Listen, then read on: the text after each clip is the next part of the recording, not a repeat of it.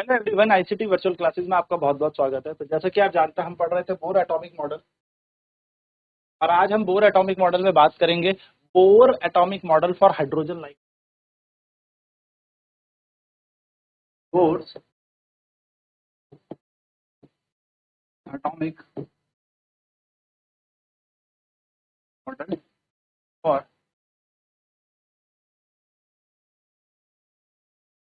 Hydrogen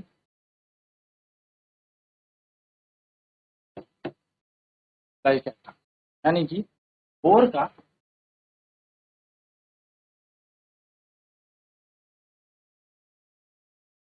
परमाणु model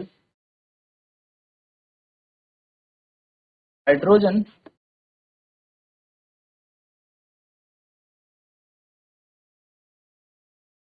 जैसे परमाणुओं के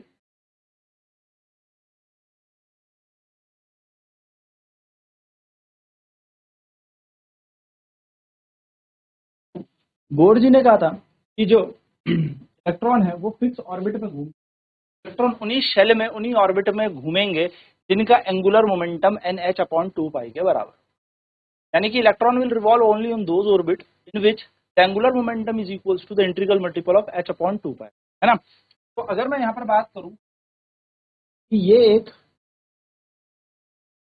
एटम है जिसपे यहाँ पर एक इलेक्ट्रॉन जो है भाग रहा है, यानी कि घूम रहा है। लेट अस कंसीडर इस इलेक्ट्रॉन का आवेश E है, इस इलेक्ट्रॉन का चार्ज कितना है E, और ये इलेक्ट्रॉन v वेग से घूम रहा है, झुम झुम भाग रहा है इसके चारों तरफ। आप सभी को पता है बीच में होता है न्यूक्लियस, यानी कि नाभिक। नाभिक में अंदर होता है प्रोटॉन, और Z अगर प्रोटॉन की संख्या है, एक का आवेश अगर E है तो Z का आवेश Z होगा। एक टॉफी 1 रुपए की है तो 10 टॉफी 10 की होती है। एक आवेश अगर E के समान है तो Z आवेश ZE के समान होंगे। क्योंकि प्रोटॉन की बात हो रही है तो proton is a positive charge, ये धनावेश होता है, तो हम यहाँ पर क्या लेंगे, पॉजिटिव Z। v वेग से ये क्या कर रहा है, चारों तरफ चक्कर काट रहा है। अब हमें पता है सेंटर ऑफ द न्यूक्लियस से बाहर तक, यानी कि ऑर्बिट तक की त्रिज्या को हम कहते हैं r, यानी कि ये है हमारा रेडियस। तो हमें सबसे पहले यहाँ पर रेडियस ही कैलकुलेट करना है।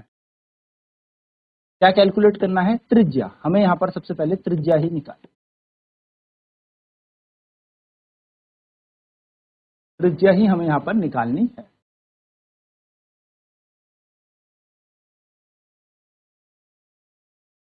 ये r ही कैलकुलेट कैसे करेंगे, चलिए शुरू कर। तो लेट m इक्वल टू, मान लिया m इक्वल टू है मास ऑफ इलेक्ट्रॉन। इलेक्ट्रॉन का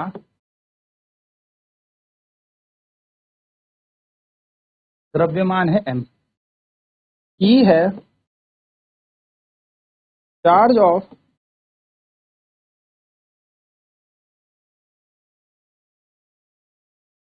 इलेक्ट्रॉन।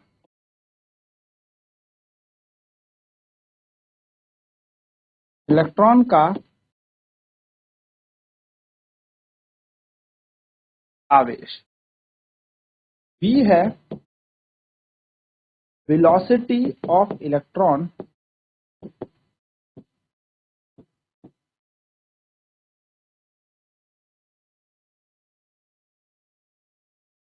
इलेक्ट्रॉन का वेग, ठीक है। अब ये इलेक्ट्रॉन जो है, this electron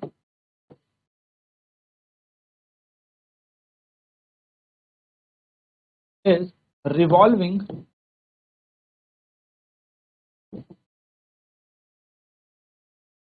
around the nucleus. ये इलेक्ट्रॉन नाभिक के चारों ओर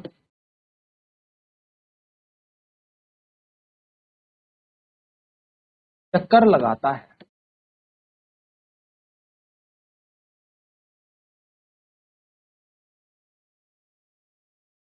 ये इलेक्ट्रॉन नाभिक के चारों ओर चक्कर लगा रहा है। तो द फोर्स, आपको पता है जब भी कोई वस्तु चक्कर लगाती है, चक्कर लगाने के लिए सेंट्रीपिटल फोर्स बड़ा एसेंशियल है, यानी कि अभिकेंद्र बल लगता है किसी भी वस्तु को घूमने के लिए। तो यहाँ पे इलेक्ट्रॉन घूम रहा है तो उस इलेक्ट्रॉन पर कितना अभिकेंद्र बल लगेगा, हम कहेंगे द अभिकेंद्र बल भी, और साथ साथ में देखो यहाँ पर प्लस चार्ज है, यहाँ पर माइनस चार्ज है, तो इन दोनों के बीच में एक वैद्युत स्थैतिकी बल भी होगा, इलेक्ट्रोस्टैटिक फोर्स। हम पहले बात करते हैं the electrostatic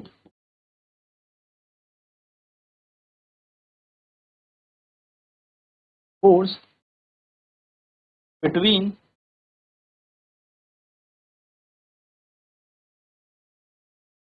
the electron and positive nucleus is, यानी कि इलेक्ट्रॉन और पॉजिटिव यानी कि धनावेशित नाभिक के बीच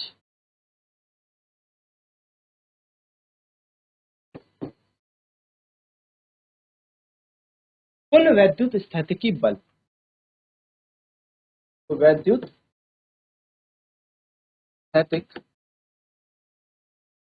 बल कितना होता है, तो कूलम फोर्स जिसको हम कहते हैं वो होता है Q1 Q2, यानी कि पहला आवेश दूसरा आवेश बटा 4 पाई एप्सिलॉन नॉट r का, तो हम लिख सकते हैं Ze² upon 4 pi epsilon not r का स्क्वायर। ना आपको पता है कि अगर कोई वस्तु घूम रही है तो सेंट्रीपिटल फोर्स होगा, अभिकेंद्र बल होगा। केंद्र बल कोई नया बल नहीं, एक एग्जिस्टिंग का फोर्स, यानी कि पहले से ही हमारे नेचर में, प्रकृति में जो एक बल है वो अभिकेंद्र बल का रूप लेता है। यानी कि पहले से ही जो एक एग्जिस्टिंग फोर्स है वो किसका रूप ले रहा होगा, अभिकेंद्र बल का रूप ले रहा होगा। हम कहेंगे the necessary centripetal force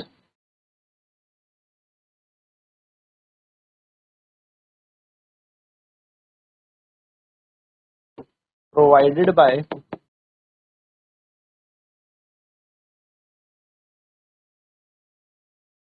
the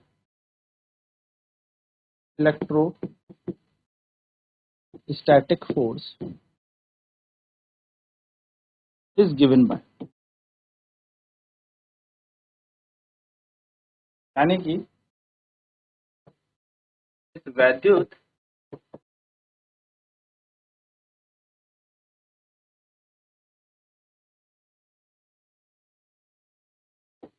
स्थैतिक बल द्वारा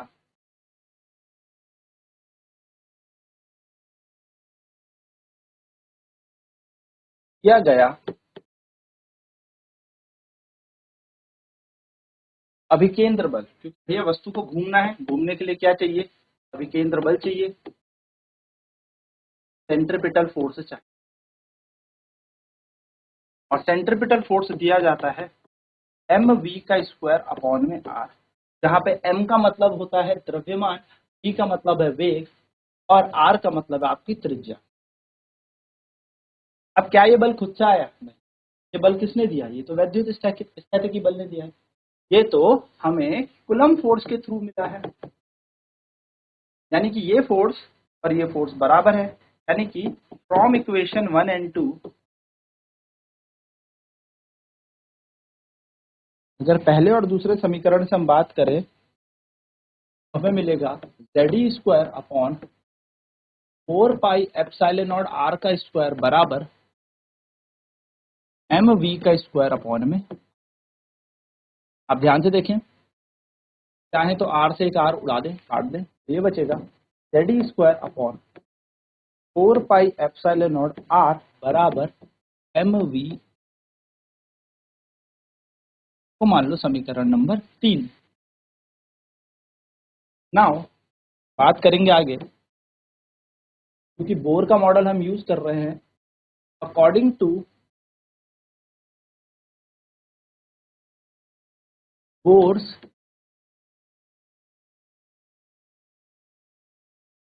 फर्स्ट पोस्टुलेट,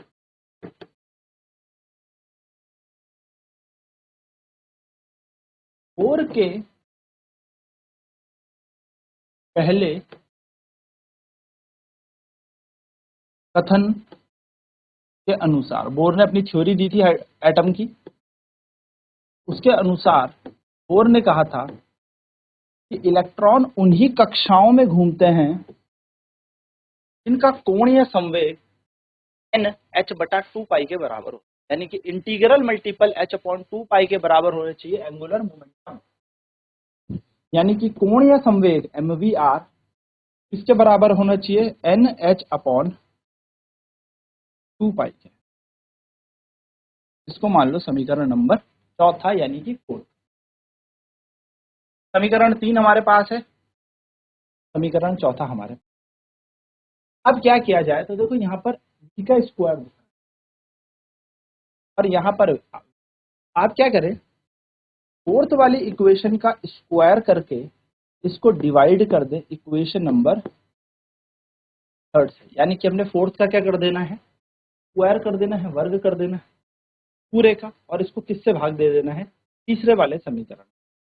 तो जैसे ही हम इसका स्क्वायर करेंगे ये आएगा M square square upon R square बराबर N square H square upon 2 pi का स्क्वायर बन जाएगा 4 पाई का स्क्वायर। ये है इक्वेशन नंबर 4 का स्क्वायर कर, और इसको डिवाइड कर दिया किससे, एम वी स्क्वायर, यहाँ पर एम वी है तो इसको एम वी स्क्वायर यहाँ पे लिखो upon M Z E square upon 4 pi epsilon are.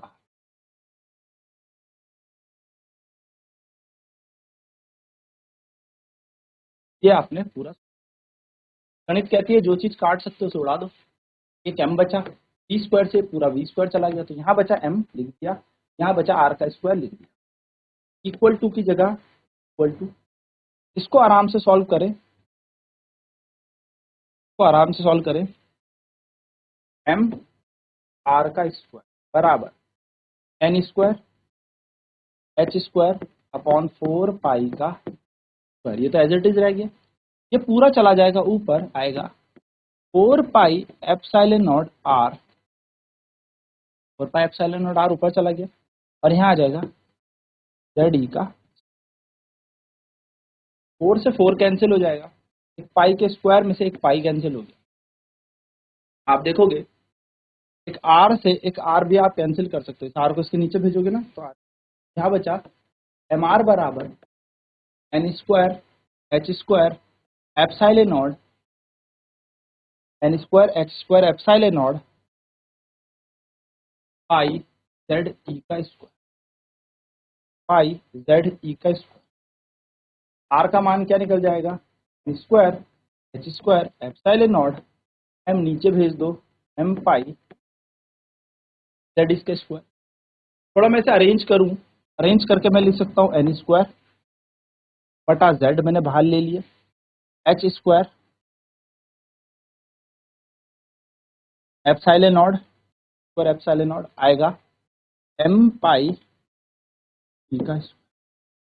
तो आपने देखा त्रिज्या आई N square upon Z H square epsilon not upon M pi का स्क्वायर, ये आपकी त्रिज्या बन गई, ये आपका रेडियस। चलिए आप अच्छे से नोट कर लें, फिर हम बाद आगे चर्चा करते हैं क्या हमारे पास इसका मान है।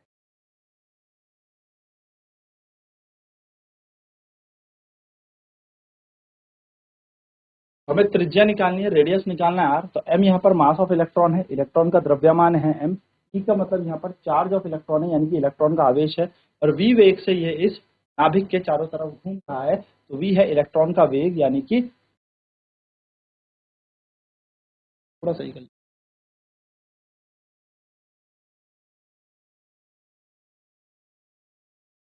इस इलेक्ट्रॉन का वेग है, ठीक है।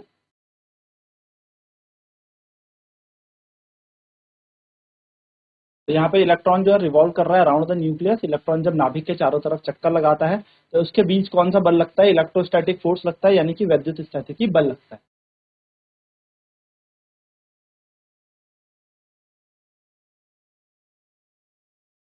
तो जब ये इलेक्ट्रॉन घूमेगा चारों तरफ तो इसके बीच जो वैद्युत स्थितिकी बल लगेगा वो लगेगा ZE² / 4πε0r²।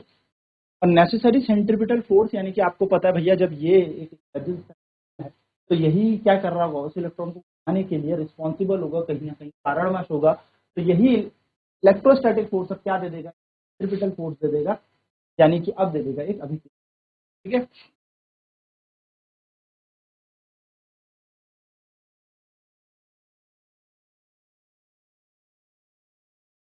तो इस वैद्युत स्थितिकी बल द्वारा जो अभिकेंद्र बल दिया गया वो दिया गया F = mv²/r।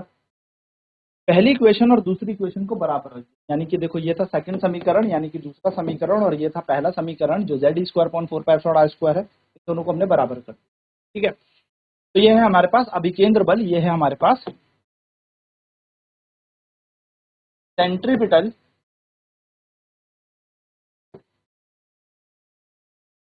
फोर्स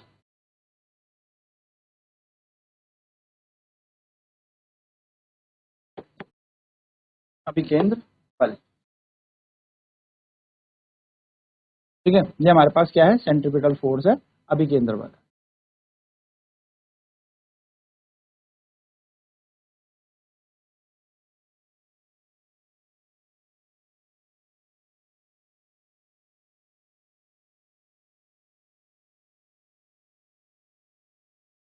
अब ये दोनों बल बराबर करने से क्या होगा? आर से आर हम काट देंगे तो बनेगा ZE²/4πε0mv² के बराबर। आर से आर कट चुका है। ठीक है, इसको मान लिया हमने समीकरण नंबर 3, थर्ड इक्वेशन हम इसे मान चुके हैं।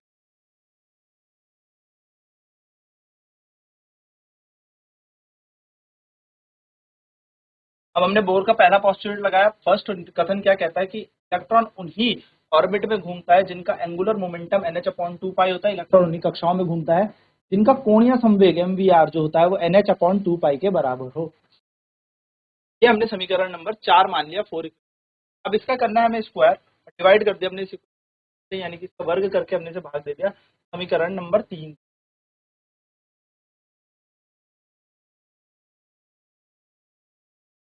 तो इसका स्क्वायर किया तो ये बन गया हमारा m², v², r², n², h², 2 का स्क्वायर 4, पाई का स्क्वायर बन जाएगा π²। पूरा समीकरण, और किससे भाग देना था? इससे। ये लगा दिया इसके नीचे। ये बन गई हमारी इक्वेशन। r से r कट गया, यहाँ पर आप देखेंगे 4 से 4 कट जाएगा, एक पाई से, क्योंकि पाई का स्क्वायर है तो एक पाई से एक पाई कट जाएगा। ठीक है। जब ये सारा हमने सॉल्व किया, इसको हमने सॉल्व किया तो हमारे पास जो बना एम आर का मान बना n²h² पाई ZE²। आर का मान निकालना है, आर को अकेला छोड़ दो, ये एम चला जाएगा नीचे, और इसको हमने इस तरीके से लिख दिया n²h² अपॉन एम चला गया नीचे पाई ZE², जिसमें से मैंने इसको अरेंज करके n² और z को साथ लिख दिया, बाकी ये सारी टर्म साथ लिख दी। अब आप ध्यान से देखिए तो h²ε0 m पाई ZE² जो यहाँ पर दिख रहा है हमें, यानी कि ये जो चीज हमें यहाँ पर दिख रही है इसमें r = n²/z तो ऐसे रहेगा, आएगा h² पाई ZE का स्क्वायर, वो भी m वाले। ये पूरा जो है एक कांस्टेंट वैल्यू ही तो है, एक नियत मान ही तो है। देखो h प्लांक कांस्टेंट है, ε0 हमारे पास परमिटिविटी होती है, m का मतलब कांस्टेंट है, मास द्रव्यमान है, पाई का मतलब 22/7 कांस्टेंट है, नियत है, e का मतलब चार्ज आवेश है। तो हम यहाँ से ये कह सकते हैं r is directly proportional to n²/z। और अगर हम हाइड्रोजन एटम की बात करते हैं, हाइड्रोजन परमाणु की बात करते हैं, तो हाइड्रोजन परमाणु के लिए Z का मान कितना होता है? एटॉमिक नंबर 1 होता है, यानी कि यहाँ से पता लग जाएगा radius is directly proportional to n²। n का मतलब क्या है? नंबर। तो पहली कक्षा के लिए n बराबर 1 होता है, दूसरी कक्षा के लिए n बराबर 2 होता है, तीसरी कक्षा के लिए n बराबर 3 होता है। तो अगर मैं बोर रेडियस निकालूं पहली, दूसरी, तीसरी, चौथी, पांचवी कक्षा के लिए इनका अनुपात निकालूं तो 1 का स्क्वायर 1, 2 का स्क्वायर 4, क्योंकि देखो n का स्क्वायर है, 3 का कर देंगे 9, 4 का कर देंगे 16 और 5 का कर देंगे 25। और ये क्वेश्चन कई बार आपके एग्जाम में आएगा। वहीं बात करूं h² ε0 upon pi sorry m pi e square, ये पूरा का पूरा कांस्टेंट है और जब पूरे को सॉल्व करोगे तो इसकी वैल्यू आती है 0.53 एंगस्ट्रॉम। n इक्वल टू 1 रखने पर हमें पहला रेडियस मिल जाएगा, n 2 रखने पर हमें नाभिक से तीसरे तक की त्रिज्या मिल जाएगी, n इक्वल टू 3 के तीसरे की त्रिज्या मिल जाएगी। तो आई होप ये वाली बात आपको समझ में आ गई होगी। ये है बोर रेडियस फॉर हाइड्रोजन। तरीके से आपको त्रिज्या पूछी जाएंगी और ये त्रिज्याओं का अनुपात डायरेक्ट आपके पेपर पहले और तीसरे का अनुपात बता दो तो 1/9, पहले और पांचवे का अनुपात बता दो तो 1, बस अनुपात आ जाएगा किनका, इन त्रिज्याओं का इन रेडियस। आई होप ये चीजें क्लियर होंगी। नेक्स्ट क्लास में हम बात करेंगे कि जब इलेक्ट्रॉन घूमता है तो उसकी वेलोसिटी कहां पर ज्यादा होगी, यहाँ इलेक्ट्रॉन तेज घूमेगा या यहाँ तेज घूमेगा, यानी कि इलेक्ट्रॉन जैसे जैसे नाभिक से दूर चला जाएगा यानी कि न्यूक्लियस से दूर चला जाएगा तो उसकी वेलोसिटी पर क्या फर्क पड़ेगा। आज की क्लास में इतना ही। आईसीटी वर्चुअल क्लासेस में जुड़ने के लिए धन्यवाद। आपका दिन शुभ।